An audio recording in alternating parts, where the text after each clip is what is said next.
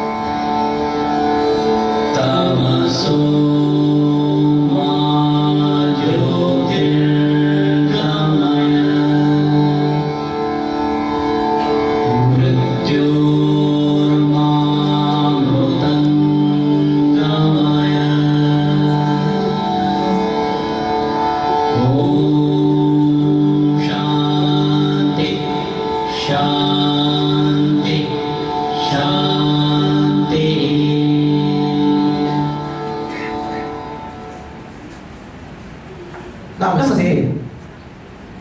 At the level of action, the message of Bhagavad Gita can be succinctly summarized as the right action with the right attitude.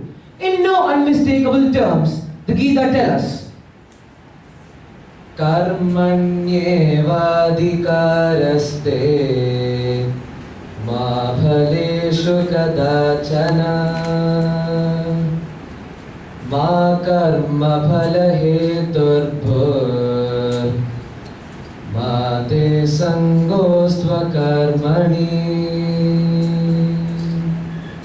From this, it is very evident that it is not the results of action that we should set our sights on, but on the larger goals that you have to achieve and the proper processes to get there. Our motivations to engage in activities should not be selfish motives, but rather the inner joys of the self. Having a sense of duty, understanding what your duties are, and powered by the supreme motivations of the joys of the self, when we engage in our day-to-day activities, there is harmony in society, harmony in homes, and inner harmony in everyone. This inner harmony is our ultimate goal, and harmony that is at the core of our dharma, our way of life as propounded by VijnanaKarma7. Good evening, ladies and gentlemen. We welcome you to an evening of wisdom in action, VijnanaKarma. I am Ayush And I'm Arjun. and we will take you on a journey through Karma Yoga, elaborated in chapters 3 to 6 in the Bhagavad Gita. Ayush, you spoke about Sanatana Dharma and Dharma in general. You mentioned it as a way of life. Can you explain that to me a bit? Speak the truth, act righteously. Satyam Madha Dharmam Chara. This has been the clarion call of the Upanishads, the repositories of the Indian culture. We seem to have forgotten this golden message. Instead, we have been reduced to a state of just speak dharma, dharmam vada. Actions do not match words. That is our problem these days. So, what you mean is that when it is a way of life, we need to practice what we preach. Is that right? I think I get the point. Really speaking, we all are here in this world of challenges, of the war of opportunities against skill sets that we possess.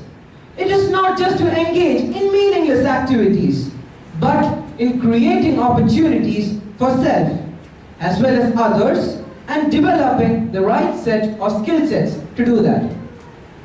That is beautiful. It is a fascinating way of looking at our predicament. Often, I feel that we go to schools and colleges and learn things that we never really use in our lives.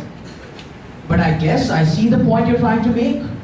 Creating opportunities is the real challenge, and looking at the larger picture to see how the puzzle fits in is the greater challenge. Indeed, when we look at the world through a keyhole, we tend to miss out the larger scheme of things. Often, we youngsters see things from a limited perspective, and through the limited exposure that we have of the outside world, that we often get carried away by our whims and fancies. Better still, I think it's right to say that we often take the path of the pleasant rather than the path of the good. Okay, Ayush. Now coming back to what we were discussing, how do you think our scriptures looked at living a life of dharma? This is exactly what we will see in an immersive manner right now. Let us take a look at what the Upanishads, the summary of which is the Bhagavad Gita, tell us through the third chapter on the yoga of karma, or what I would like to describe as the science of action in actualizing your capabilities. I think we should see this through the eyes of Arjuna and Krishna, all the Arjunas that we are, being awestruck by the enormity of challenges that we face in today's world.